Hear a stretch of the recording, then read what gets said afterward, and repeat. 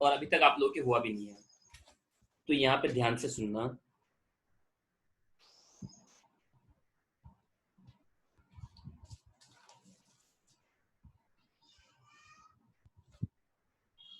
New chapter is assessment of NRI, non resident Indian. Assessment of non resident Indian. ठीक है, अब देखना, सुनना बात को। हमारे हिसाब से हमारे हिसाब से जनरली नॉन रेजिडेंट कौन होता है? हम लोग क्या बोलते हैं? हम लोग क्या बोलते हैं कि भाई नॉन रेजिडेंट मतलब, एनआरआई मतलब जो भी फॉरेनर्स वगैरह होते हैं, जितने भी फॉरेनर्स हैं उन सबको हम लोग क्या बोल देते हैं? NRI, that's it. और हम लोग हर चीज को चेक किसके अकॉर्डिंग करते हैं?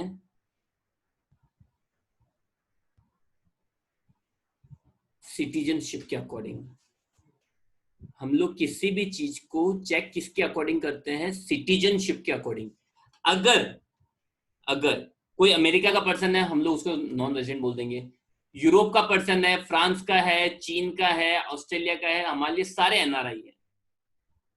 क्यों? Because they are not not an city not a citizen of India. हमारे हिसाब से सब लोग, चाहे वो यूरोप का हो, इंग्लैंड का हो, अमेरिका का हो, each and every person will be treated as NRI. पर हम लोग यहाँ पे सिटीजनशिप की बात कर ही नहीं रहे हैं। We are not talking about only citizenship. हम लोग यहाँ पे बात कर रहे हैं, एनआरआई का मीनिंग ले रहे हैं।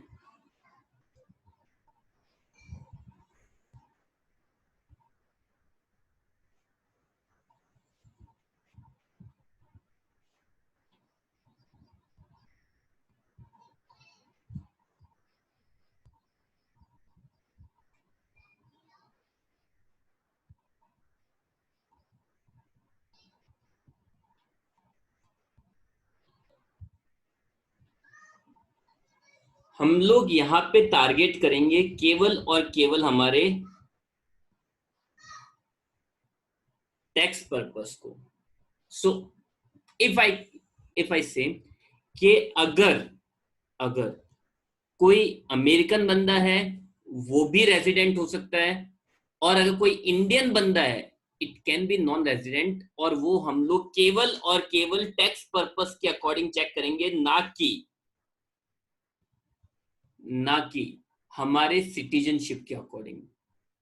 आई अगेन रिपीट, केवल और केवल बेस बनाना है टैक्स पर्पस को।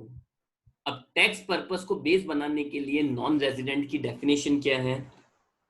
टैक्स पर्पस को बेस बनाने के लिए नॉन रेजिडेंट की डेफिनेशन क्या है? तो देखो, यहां सुनना। सबसे पहले यहां पे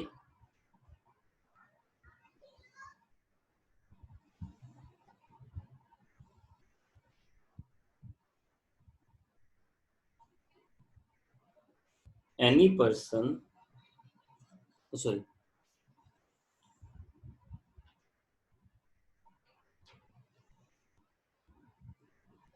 a process of determining residential status for a process of determining residential status for tax purpose means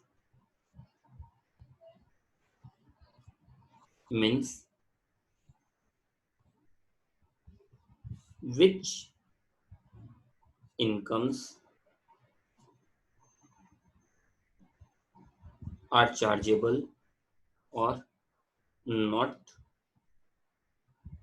as per residential status,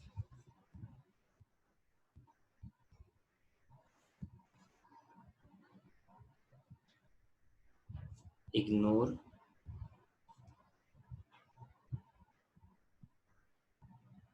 nationality. आपको नेशनलिटी को ध्यान नहीं रखना है।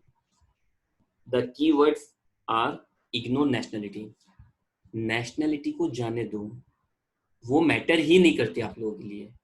आप लोगों के लिए मैटर करता है केवल और केवल, अगर मैं बात करूं, आप लोगों के लिए मैटर करता है केवल और केवल टैक्स पर्पस। ठीक है, तो हमारे हिसाब से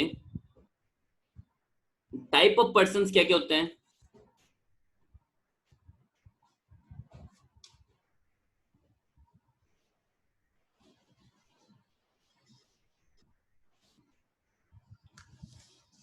टाइप ऑफ पर्सन, तो देखो, ये मैं भी अपने माइक्स को बंद करो। माइक्स चालू है तो भी। तो देखो टाइप ऑफ पर्संस क्या क्या हो जाते हैं।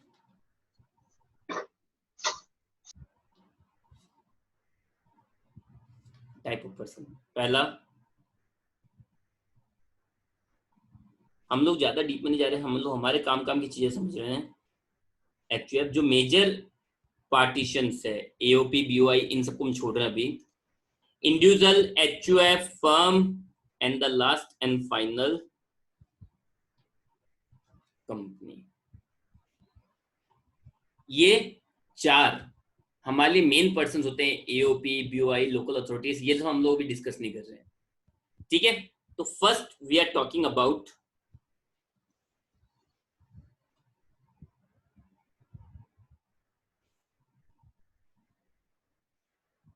और इस चैप्टर में मेनली बेस भी इंडिविजुअल को बनाया है। इस चैप्टर में मेन बेस भी इंडिविजुअल को ही बनाया है। सो कोई भी इंडिविजुअल, इसकी अब इसके लिए डेफिनेशन क्या होगी? ठीक है, तो देखो, एनआरआई के लिए इसको मैं डिफाइन कैसे कर सकता हूं?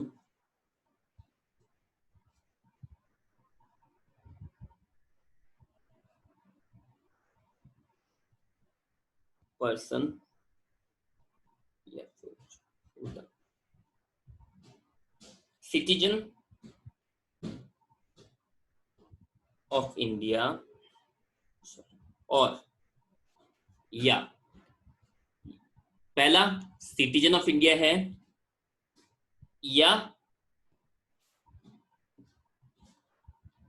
Person of Indian origin. ठीक है, इधर सिटीजन ऑफ इंडिया और person of Indian origin, person of Indian origin,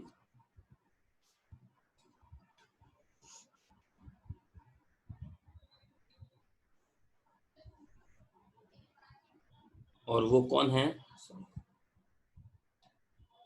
वो है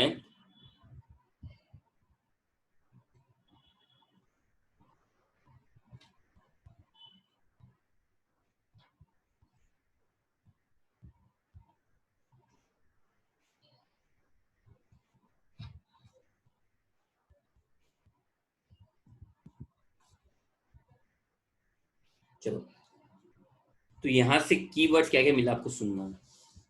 सबसे पहला वर्ड मिला सिटीजन ऑफ इंडिया। कोई भी बंदा इंडियन सिटीजन, अब सुना मेरी बात को ना, चैप्टर एक बार स्टार्ट से देखते हैं। देखो होता क्या है, हमारी थिंकिंग क्या आती है जैसे एनआरआई वर्ड आता है। बेसिकली ये सब चीजें आप लोग कहीं ना कहीं समझ चुके हो, बीकॉम के अंदर या फिर इंटर के अंदर आप लोग पढ़ चुके हो। फिर भी हम लोग एक बार ओवरव्यू ले रहे हैं। द पॉइंट इज, जैसे रेजिडेंट वर्ड आता है, जैसे रेजिडेंट्स चलो छोड़ो, उसको छोड़ देते हैं, जो मेन वर्ड है एनआरआई, जैसे ही एनआरआई वर्ड आता है, नॉन रेजिडेंट ऑफ इंडिया, ये वर्ड आते ही हमारे दिमाग में ऑस्ट्रेलियन, अमेरिकन, यूरोपियन, चाइनीज, ये सब दिमाग में आ जाते हैं।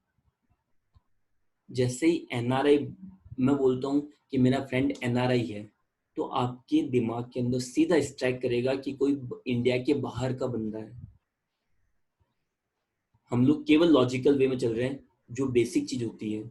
अब भी अगर मैं बोलता हूँ मेरा एक फ्रेंड है जो एनआरआई है, तो स्ट्रेट फॉरवर्ड सबके दिमाग में एक ही चीज आएगी, आउट ऑफ इंडिया बंदा है। बट टैक्स पर्पज से ऐसा नहीं है। टैक्स पर्पज से क्या होता है, एनआरआई मीन्स जो किस टैक्स के पर्पज से केवल किसी पर्टिकुलर ईयर के अंदर नॉन रेजिडेंट रहा हो। अब यहाँ पे कोई इंडियन पर्सन, मैं, आप या आप में से कोई, आपका कोई रिलेटिव, वो भी नॉन रेजिडेंट हो सकता है, या कोई फॉरेन सिटीजन भी इंडियन हो सकता है।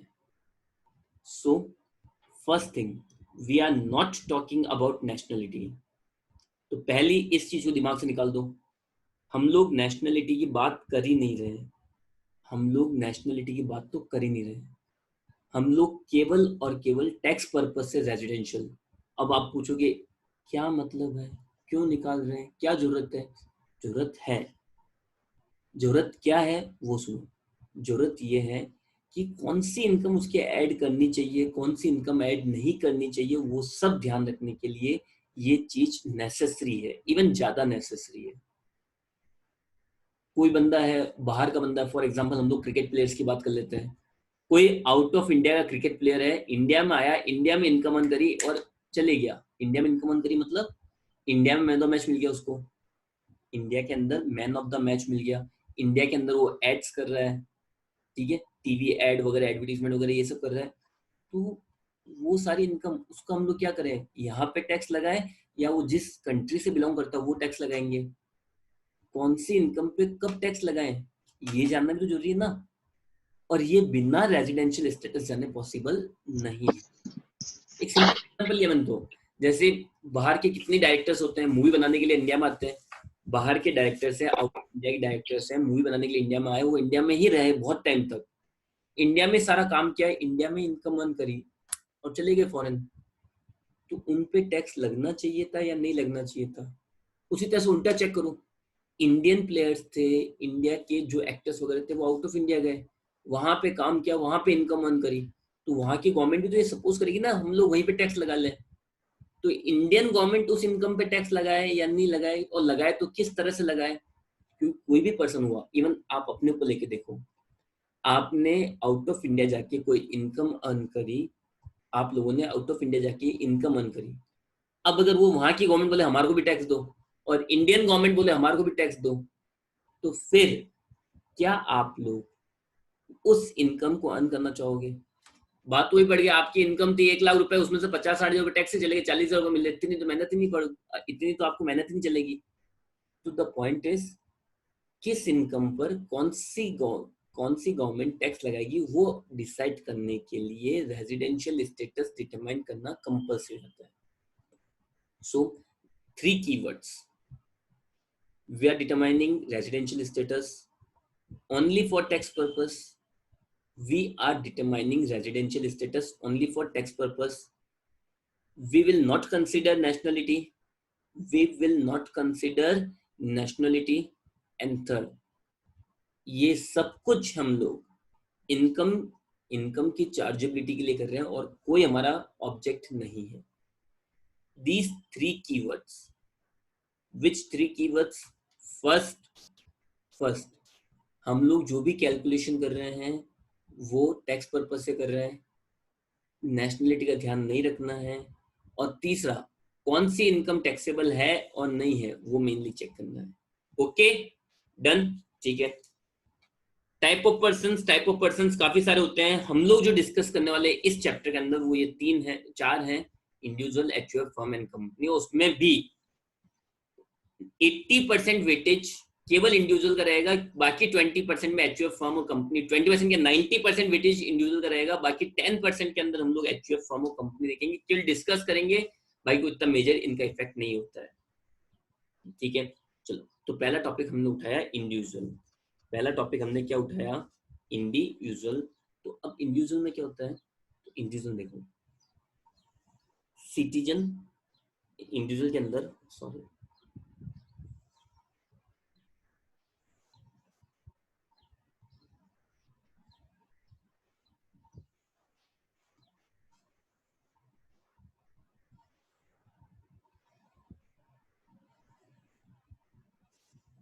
इंडिविजुअल के अंदर एनआरआई कौन होगा, सॉरी, इंडिविजुअल के अंदर NRI, non resident of India, वो कौन होगा? कोई भी इंडिया का सिटीजन हो, कोई भी इंडिया का सिटीजन हो, या पर्सन ऑफ इंडियन ओरिजिन, और वो प्रीवियस ईयर, मतलब ईयर बाय ईयर चेक करना है, हर साल। मतलब मैं आपके लिए बात करूं तो आपके लिए हर बार मैं चेक करूंगा कि आप इंडियन रेजिडेंट हो या नॉन रेजिडेंट हो।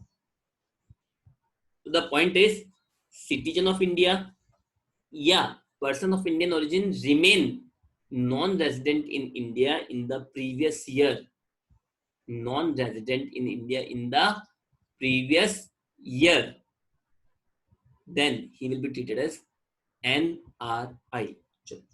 अब पर्सन ऑफ इंडियन ओरिजिन कौन होगा? सॉरी, सिटीजन ऑफ इंडिया का मतलब क्या लें? आप इंडिया के सिटीजन कैसे बन सकते हो? आप इंडिया के सिटीजन बन कैसे सकते हो? तो देखो,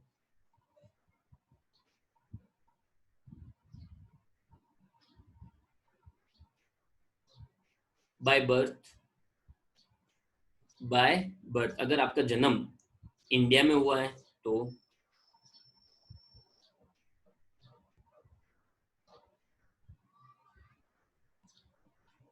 बाय पेरेंट्स बर्थ, अगर आपके पेरेंट्स का बर्थ इंडिया में हुआ है, या फिर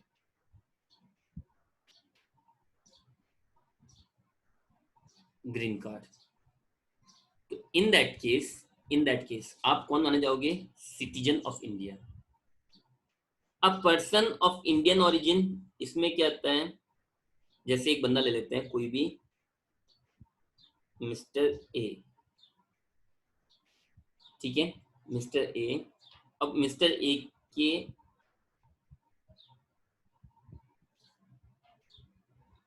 फादर एंड मदर, और इनके भी father and mother, that means मेरे लिए क्या हुआ है? दैट मिस्टर ए के लिए क्या माने जाएंगे? वो grandfather and grand mother.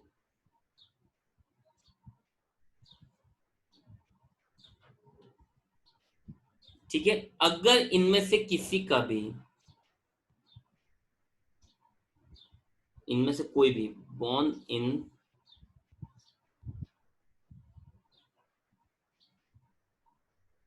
Undivided India, तो वो कौन माने जाएंगे? Person of Indian origin. मतलब कौन? देखो, खुद खुद के फादर या मदर, ग्रैंडफादर, ग्रैंड मदर, मतलब दादा दादी, नाना नानी, इन चार में से अगर कोई भी अनडिवाइडेड इंडिया, 1947 से तो पहले अनडिवाइडेड इंडिया था ना, तो अब जैसे वो कराची में हुआ 1941 में, ठीक है, या 1937 के अंदर ढाका के अंदर हुए हो, तो इन दैट केस तब तो इंडिया के ही पार्ट थे। तो अनडिवाइडेड इंडिया में अगर बोर्न हुआ तब भी वो क्या माने जाएंगे? इंडियन ओरिजिन के पर्सन। ठीक है, तो द पॉइंट इज, हमने एक बार डिस्कस कर ली सिटीजन कब माना जाता है? By birth, bye parents birth, green card हो। इंडियन ओरिजिन कब माना जाता है? नॉर्मल से बेसिक चीजें जो बहुत लोगों को पता भी होती है। ठीक है, सबसे पहले हम लोग कंडीशंस चेक करते हैं। सबसे पहले कंडीशन,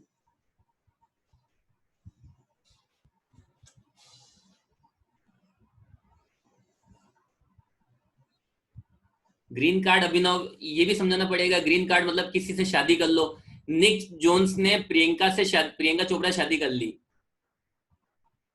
तो उसको इंडिया में ग्रीन कार्ड मिल गया। अगर किसी कंट्री के अंदर आप, अगर किसी कंट्री में आप उस कंट्री के सिटीजन से शादी कर लेते हो तो आपको एक ग्रीन कार्ड मिल जाता है, उस कंट्री की सिटीजनशिप मिल जाती है। एमकॉम फाइनल में हो आप लोग, और इट्स अ बेसिक थिंग, हजारों मूवीज के अंदर आया ये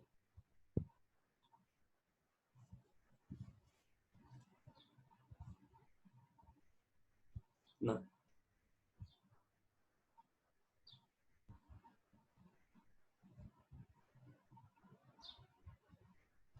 conditions,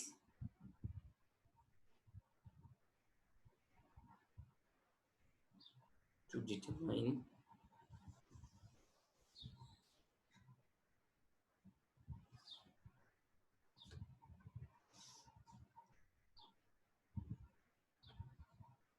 residential status.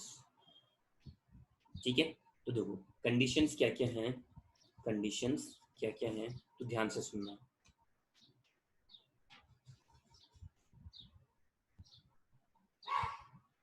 First A,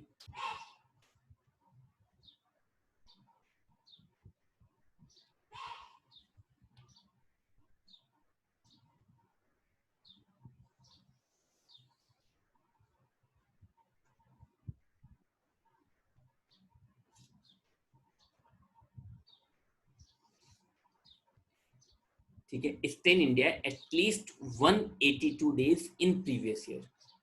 previous year के अंदर कम से कम 182 दिन, एटलीस्ट मतलब 182 दिन से ज्यादा होगा तो चलेगा, कम से कम 182 डेज तो होने चाहिए। अगर वो इंडिया में स्टे करता है दैट्स इट, नहीं तो फर्स्ट की बी।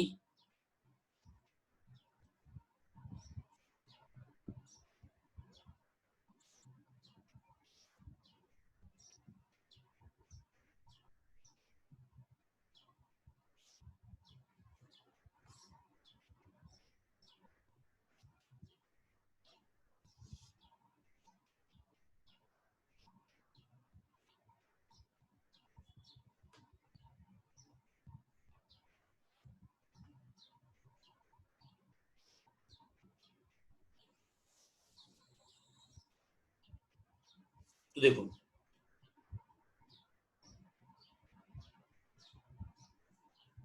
तो सुनो, stay in India at least 182 days in previous year, first की कंडीशन। ठीक है, अगर वो पूरी आती है तो बात खत्म, नहीं होती है देन फर्स्ट की B condition, stay in India at least 60 days in previous year plus at least 365 days total. At least कम से कम 365 दिन टोटल। टोटल का मतलब ये हुआ, टोटल का मतलब ये हुआ 4 साल है, एक साल में रहा 200 दिन, एक साल में रहा 100 दिन, एक साल में रहा 65 दिन, एक साल में रहा 0 दिन, तब भी टोटल क्या हो रही है 365।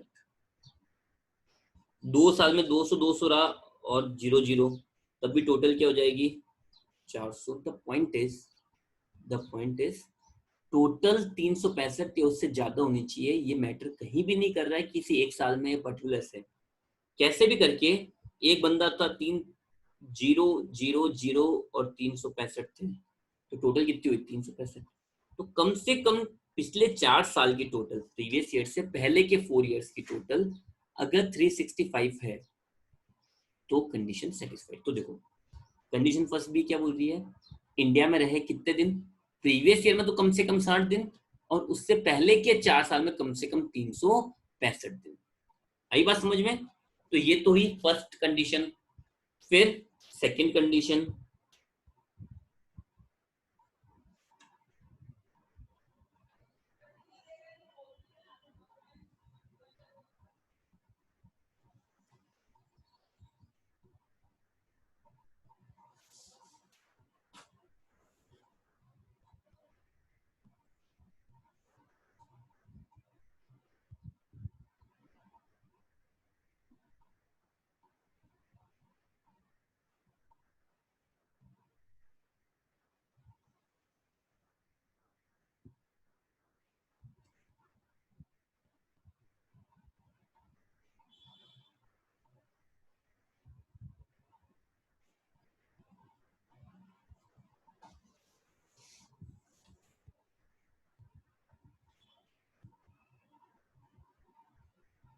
तो देखो stay in India at least 730 days in last 7 years before previous, मतलब previous year से पहले के 7 years में टोटल वो 730 दिन इंडिया में रहे। टोटल यहाँ पे टोटल की बात चल रही है, टोटल 730 होनी चाहिए, वो कैसे भी हो 365 दो बार 730 हो गया, बात खत्म, बाद में 5 साल जीरो रहो। तो कुल मिला के 7 साल की टोटल कितनी होनी चाहिए 730 days, that is the basic thing. आपको वही चेक करना है और कुछ नहीं। ठीक है, और थर्ड कंडीशन अगर मैं बुक के लैंग्वेज में लिखूं तो remain resident twice remain resident twice in last 10 years, लेकिन हम लोग अगर बेसिक बात करें, ढंग से सुनना, फुलफिल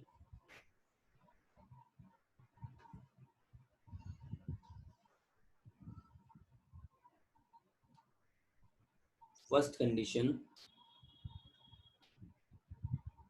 ए और B at least twice in last 10 years, ठीक है, last 10 years, fulfil first condition A और बी एटलीस्ट ट्वाइस। अब यहाँ पे टैक्स की लैंग्वेज में कंडीशन क्या बताऊँ मैं, टैक्स की लैंग्वेज तो ये बोलती है he was resident twice, at least twice in last 10 years। अब वो कंडीशन चेक करना बहुत मुश्किल हो जाता है और याद रखना भी। तो द पॉइंट इज, आप लोग ये याद रखो, फुलफिल फर्स्ट कंडीशन ए और B at least twice in last 10 years, ठीक है। द पॉइंट इज, सुनना, condition to determine residential status, conditions to determine residential status, stay in India at least 182 days in previous year, previous year में कम से कम 182 दिन India में रहे, ओके, या stay in India at least 60 days in previous year plus at least 365 days total in last 4 years. फिर second condition, stays at least 730 days in total in last 7 years before previous year, और fulfill first condition A और B twice in last 10 years, वही before previous year, ठीक है। तो ये तो हुई कंडीशन। फिर status,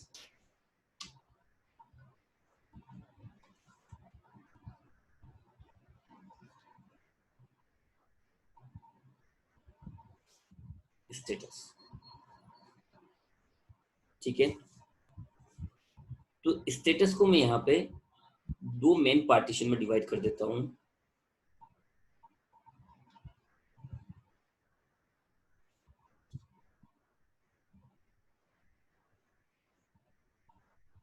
resident and non resident, दो मेन पार्ट ले लेते हैं हम लोग। पहला रेजिडेंट और दूसरा नॉन रेजिडेंट। रेजिडेंट में भी दो पार्टीशन है,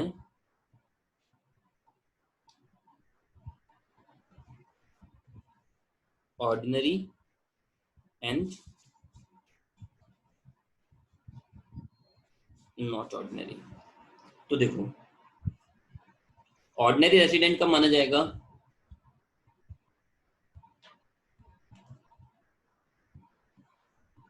फुलफिल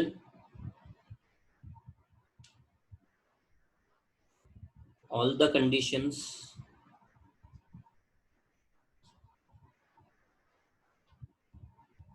अगर आप सारी कंडीशंस को फुलफिल कर देते हो then you will be treated as ordinary resident, ठीक है। फिर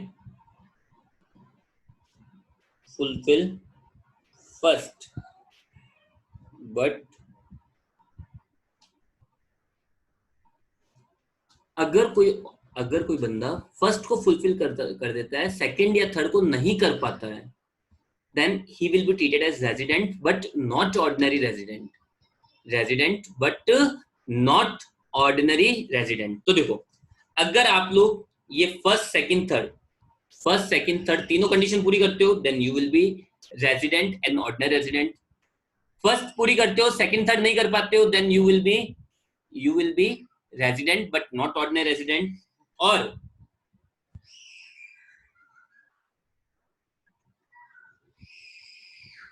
अगर आप फर्स्ट ही फुलफिल नहीं कर पाते हो then you will be treated as non resident. आप क्या माने जाओगे? Non resident. लिसन, आपको कंडीशन कैसे चेक करनी है? सबसे पहले फर्स्ट चेक करनी है, अगर फर्स्ट कंप्लीट हो जाए तो सेकंड चेक करनी है, अगर सेकंड कंप्लीट हो जाए तो थर्ड चेक करनी है। फर्स्ट पूरी होती है तो सेकंड पूरी होती है तो थर्ड, अगर फर्स्ट पूरी नहीं हुई तो सेकंड थर्ड चेक नहीं करनी है, सेकंड पूरी नहीं हुई तो थर्ड, मतलब ये 3 गेट है। पहला गेट खुलेगा तो दूसरा देखोगे, दूसरा गेट खुलेगा तो तीसरा, इस तरह से। और तीनों गेट खुल गए तो आपको क्या दिखेगा? Ordinary resident. तो 3 पार्टीशन हुए, पहला ordinary resident, not ordinary resident और नॉन रेजिडेंट। अगर सारी कंडीशन पूरी होती है तो ऑर्डिनरी रेजिडेंट, अगर फर्स्ट पूरी होती है बाकी पूरी नहीं होती तो नॉट ऑर्डिनरी रेजिडेंट, और अगर फर्स्ट ही पूरी नहीं होती है तो नॉन रेजिडेंट। ठीक है, कंडीशंस क्या क्या है? तो अगर मैं शॉर्ट में लिखूं, फर्स्ट की A 182 days in previous year, first की B 60 days in previous year plus 365 days in last 4 years.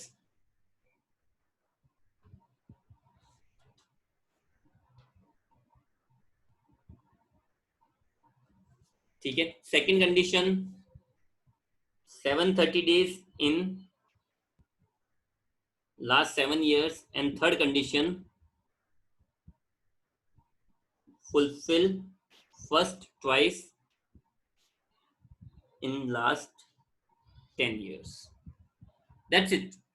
A simplest way to learn the condition, ये याद रख लो, बहुत है।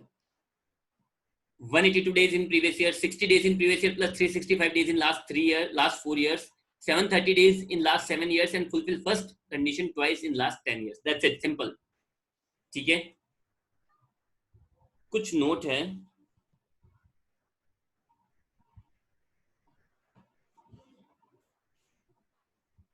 नोट नंबर 1,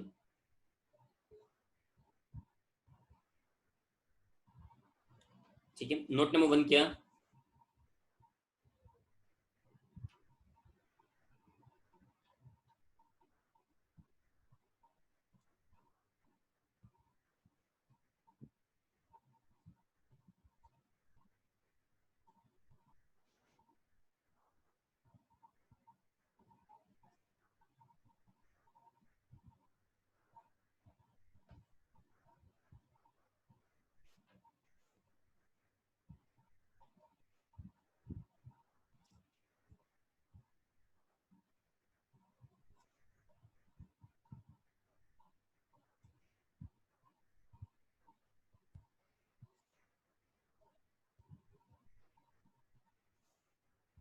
ठीक है, अगर कोई इंडियन ओरिजिन का बंदा है, इंडियन ओरिजिन का बंदा है और एम्प्लॉयमेंट पर्पस से, इंडियन ओरिजिन है, एम्प्लॉयमेंट के लिए इंडिया को छोड़ देता है, तो इन दैट केस उस पर फर्स्ट की बी एप्लीकेबल नहीं होगी।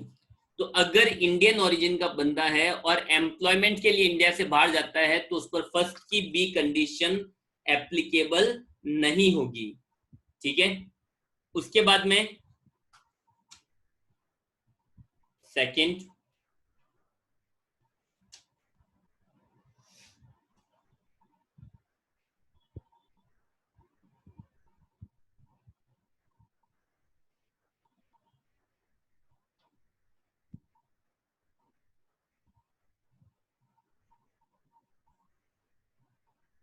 अगर शिपिंग बिजनेस में है, शिपिंग बिजनेस में है, देन सेम,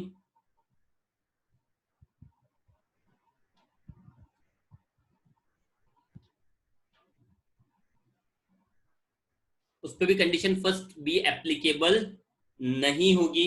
अगर कोई बंदा जो शिपिंग बिजनेस के अंदर है तो उस पर भी फर्स्ट बी एप्लीकेबल नहीं होगी। चलो, तो हम लोग आज की क्लास यहीं पे फिनिश कर रहे हैं, तो कल सेम टाइम पे अब आपकी रेगुलर रहेगी क्लास। चलिए, गुड बाय, टेक केयर।